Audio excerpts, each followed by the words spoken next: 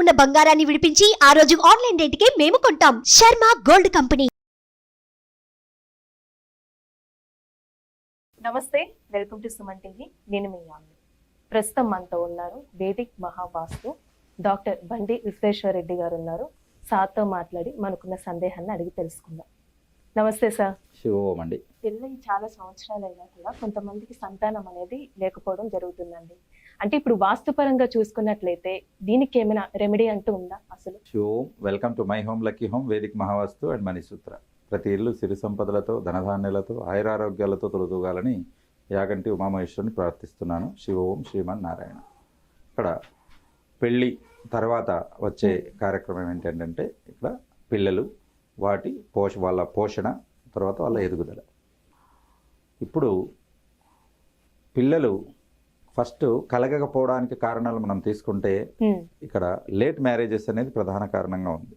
కాబట్టి పెళ్ళిళ్ళు చేసుకోవడానికే లేడీస్ నిర్ణయించుకున్న ఏజ్ వచ్చేసి 25 నుంచి 30 వరకు ఉంటే జెంట్స్ 30 నుంచి 35 వరకు సెలెక్ట్ చేసుకుంటున్నారు, విచ్ ఈస్ 100% రాంగ్. కాబట్టి ఎందుకు ఇది రాంగ్ అని చెప్తున్నానంటే, ఎప్పుడైతే మీరు 30 ఏళ్ళకు పెళ్లి చేసుకోవాలని మహిళలు నిర్ణయించుకుంటారో అమ్మాయిలు, వాళ్ళకి ఇప్పుడు లేటెస్ట్ కొన్ని రీసెర్చ్ ద్వారా తెలిసింది ఏంటంటే మెనోపాజ్ త్వరగా 35 ఇయర్స్కి వచ్చేస్తుంది.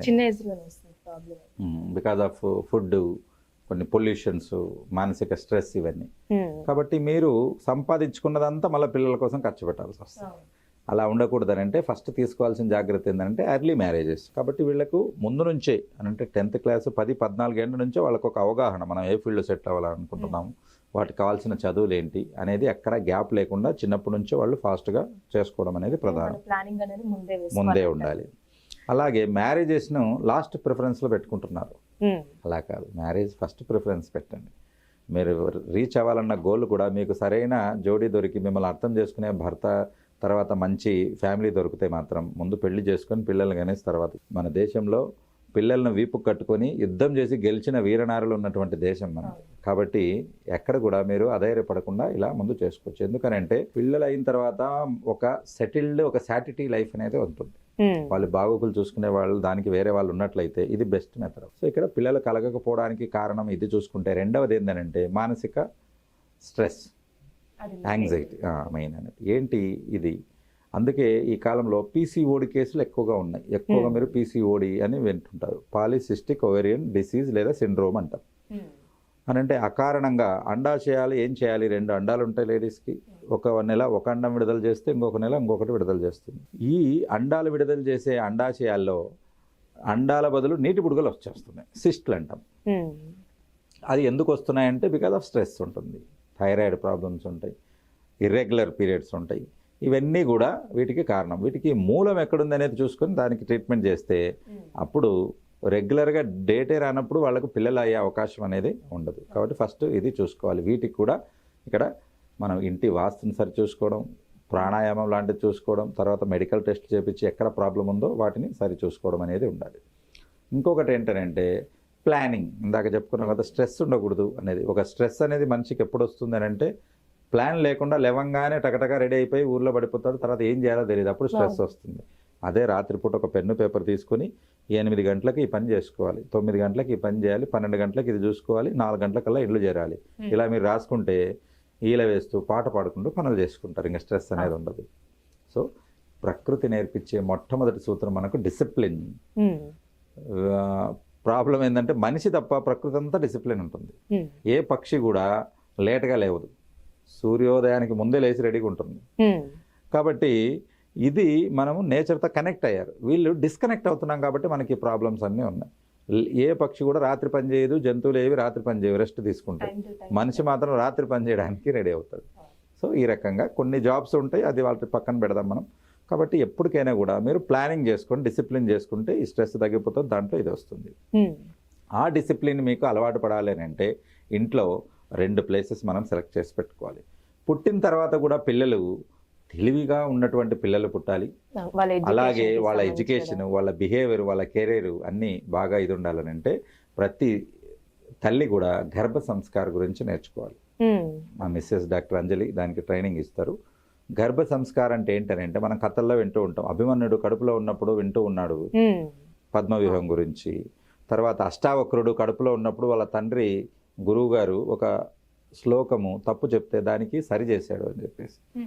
ఇవన్నీ కథలు కాదండి, అవన్నీ నిజమే. అంటే కడుపులో గుండె కొట్టుకోవడం మొదలుపెట్టిన టైం నుంచి 45 నుంచి 55 రోజుల మధ్యలో గుండె తయారైపోతుంది. ఆ టైం నుంచే పిల్లలకి అన్నీ అలవాటు పడడం జరుగుతుంది. అంటే తల్లి గుండె చెప్పుడు కూడా పిండం కనుక్కుంటుంది. తల్లి గుండె వేగం పెరిగింది అనుకోండి, ఎప్పుడు వేగం పెరుగుతుంది ఏదైనా టెన్షన్ పిల్లాడికి కూడా పెరుగుతుంది. ఇది రీసెర్చ్ కనుక్కుందాం.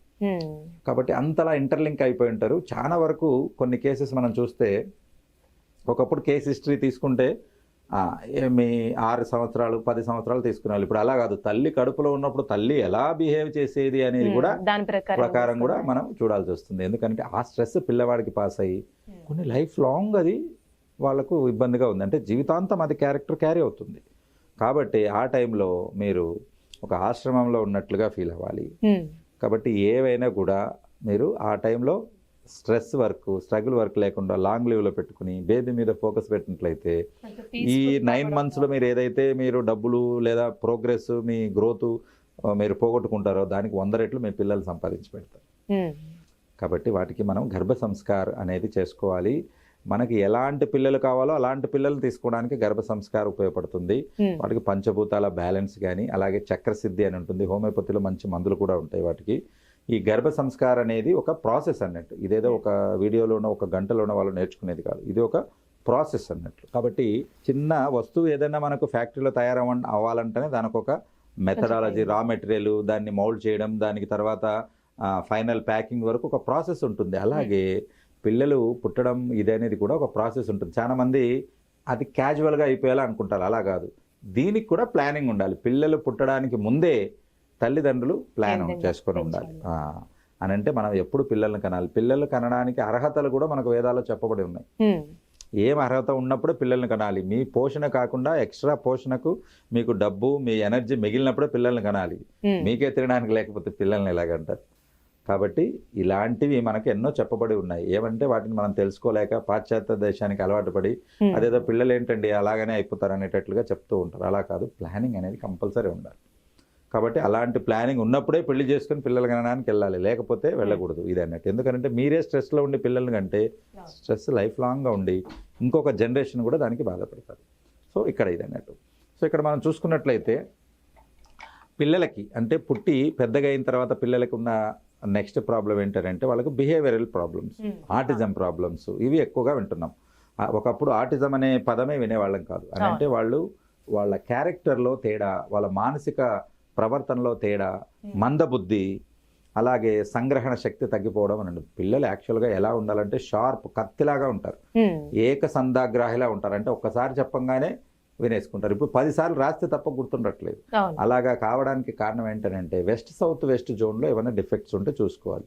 ఇది పడమర దిక్కు మనము సౌత్ వెస్ట్ అని అంటే నైరుతికి పక్కగా వచ్చేసి వెస్ట్ సౌత్ వెస్ట్ వస్తుంది. ఆ west south west skill zone అని అంటారు. స్కిల్ జోన్ అని అంటే నాణ్యతకి నైపుణ్యానికి అక్కడ అంటే షార్ప్ చేస్తుంది అది మిమ్మల్ని. కాబట్టి స్కిల్ ఉంటేనే జాబ్ కొట్టగలుగుతారు, స్కిల్ ఉంటేనే వాళ్ళు ప్రమోషన్స్ తీసుకోగలుగుతారు, స్కిల్ ఉంటేనే వాళ్ళు చదువుకున్నది ఇంప్రూవ్ చేసుకోగలుగుతారు. కాబట్టి అటువంటి వాళ్ళు ఏం చేసుకోవచ్చు అని అంటే పంచభూత పవర్ పిరమిడ్ని వాళ్ళు చదువుకునే టేబుల్ మీద పెట్టుకోవచ్చు. వాళ్ళ బుక్స్ వెస్ట్ సౌత్ వెస్ట్ దగ్గర పెట్టుకోవచ్చు. అక్కడ ఉండి తూర్పు దిశకు తిరిగి వాళ్ళు చదువు. అలాగే వీటితో పాటు మనం చూసుకున్నట్లయితే ఇక్కడ వాళ్ళ చదువుకునే ముందు ఫస్ట్ చాలా మంది ఇక్కడ ఏంటంటే నెగిటివ్ థాట్స్ ఎక్కువగా ఉంటాయి. మీరు పొరపాటున చూడండి, వెస్ట్ సౌత్ వెస్ట్ దిశలో మీకు ఒక క్రికెట్ బ్యాటో లేకపోతే ఒక కామిక్స్ బుక్కో లేకపోతే ఇంకొకటి ఏదైనా ఒక గ్యాడ్జెట్ పెడితే వాటి మీదనే జాసిపోతుంది. మనకి ఏవి కావాలో అది వెస్ట్ సౌత్ వెస్ట్ నిర్ణయిస్తుంది. కాబట్టి పిల్లల గురించి చెప్పారు కదండి, ఇప్పుడు మనం సంతానం గురించి ఫస్ట్ ప్రాబ్లం దాని గురించి మాట్లాడుకున్నాగా ఈ పిరమిడ్ ఏ విధంగా యూజ్ చేస్తే మంచిది అంటే ఎట్ సైడ్ పెట్టాలంటారు? ఈ పిరమిడ్ మనం బ్రహ్మస్థానంలో కానీ తర్వాత పూజ గదిలో కానీ ఉత్తరం దిక్కు కానీ మనం ఇన్స్టలేషన్ చేసుకోవచ్చు. ఇక్కడ ఏంటంటే పిల్లలు వాళ్ళు కనడానికి ముందు చేసే ప్లానింగ్లో గర్భ సంస్కారంలో వాళ్ళకి జెనెటిక్ లెవెల్కి మనకు మంచి సంస్కారాన్ని మనం ఫీడ్ చేసి పెడతాం. విత్తనం మంచిదైతే చెట్టు మంచిదవుతుంది, ఫలం మంచిగా వస్తుంది. ఇది చాలా క్వైట్ కామన్ సెన్స్ అన్నట్టు. కాబట్టి అటువంటి మంచి విత్తనాన్ని సెలెక్ట్ చేసేదానికి మనకు ఈ పవర్ పిరమిడ్ యూజ్ అవుతుందని అంటే మంచి ఆలోచనలు, తర్వాత మనకు ఈ సమాజానికి ఒక మంచి వ్యక్తిని మనము ఇవ్వాలి, అప్పుడు ఆ సమాజం పురోగతి కిందకి వస్తుంది. అలాగా కాకుండా మనం స్ట్రెస్లోనో తర్వాత టెన్షన్లోనో మనం ఇచ్చినట్లయితే అటు సమాజానికి హాని ఉంటుంది, తల్లిదండ్రులకు కూడా హాని ఉంటుంది. ఇప్పుడు మీరు చాలా కొన్ని విషయాలు చూస్తూ ఉంటారు, ఏవైతే మనం గతంలో చూడలేదో వినలేదో అవన్నీ ఇప్పుడు చూస్తూ ఉంటారు. తల్లిదండ్రుల మీద అటాక్ చేయడం, తల్లిదండ్రులకు ఇబ్బంది పెట్టడం, తల్లిదండ్రులను నడి రోడ్డు మీద పెట్టడం, లేకపోతే వెళ్ళి అనాథాశ్రమాల్లో వేయడం, వృద్ధాశ్రమాల్లో వేయడం అనేది చేస్తూ ఉంటారు. ఇలాంటివన్నీ ఎందుకు వస్తున్నాయనంటే వాళ్ళకి మనము పుట్టించేటప్పుడే మంచి సంస్కారంతో మనం పుట్టించి పెరిగేటప్పుడు కూడా వాళ్ళకు మంచి సంస్కారంతో ఇచ్చినట్లయితే డెఫినెట్గా ఇది అవుతుంది. ఒక చిన్న ఉదాహరణ చెప్తాను. ఒక తల్లి తండ్రి ఉంటారు, వాళ్ళకి పిల్లవాళ్ళు ఉంటారు, వాళ్ళ అమ్మ నాన్న ఉంటారు. ఒక ఫారిన్లో జరిగిన యథార్థ ఘటన, అంటే రియల్ స్టోరీ అన్నట్టు ఇది. ఏంటనంటే ఆ కోడలు వాళ్ళ అత్తామామలకి కుక్కకు పెట్టే ప్లేట్లో తిండి పెట్టేది. అంటే వాళ్ళని ఎంత వీలైతే ఎక్స్ట్రీమ్ లెవెల్కు అవమానించడానికి, వాళ్ళ మీద కసి తీర్చుకోవడానికి కుక్కకు పెట్టే ప్లేట్లో తిండి పెట్టేది. ఈ విషయం తెలిసినా వాళ్ళకి వేరే దారి లేక వాళ్ళు జీవనం సాగించడానికి వాళ్ళు అలాగే ముందుకెళ్ళారు. అయితే వాళ్ళు గతించాక ఈ పిల్లవాడు ఏం చేశాడంటే ఆ ప్లేట్ని ఎత్తి పెట్టుకున్నాడు. వాళ్ళకు కోపం వచ్చింది, అదేందిరా కుక్కకు పెట్టే ప్లేట్ నువ్వు ఎందుకు ఎత్తి పెట్టుకుంటున్నావు, తెచ్చి అల్మారాలో జాగ్రత్తగా పెట్టుకున్నావు దేనికనంటే రేపు మీరు ముసలోళ్ళు అయ్యాక ఈ ప్లేట్లో మీకు పెట్టాలిగా అన్నాడు. అంటే వాళ్ళకి మీరు ఏం ఫీడింగ్ ఇస్తున్నారు, ఏది నేర్పిస్తే అదే నేర్చుకుంటారు. కాబట్టి మీ తల్లిదండ్రులకు మీరు ఎలా చూస్తారో మీ పిల్లలు మిమ్మల్ని అలాగే చూస్తారు. ఇది యథార్థ ఘటన, ఇదేదో నేను చెప్పేది స్టోరీ కాదు, రియల్గా జరిగినది. కాబట్టి గుర్తుపెట్టుకోండి, మనము ఏమి ఇస్తామో అది మనకు అదే తిరిగి వస్తుంది. ఇన్ఫ్యాక్ట్ 100 రెట్లు తిరిగి వస్తుంది. మంచి ఇస్తే మంచి 100 రెట్లు వస్తుంది. చెడు అపకారం, వేరే వాళ్ళకి ఇబ్బంది పెట్టడం, శాపనార్థాలు ఇస్తే అవే 100 రెట్లు తిరిగి వచ్చి మనకు మళ్ళీ ఇబ్బంది పెడతాయి. కాబట్టి ఇది విషయం మీరు గుర్తుపెట్టుకోండి.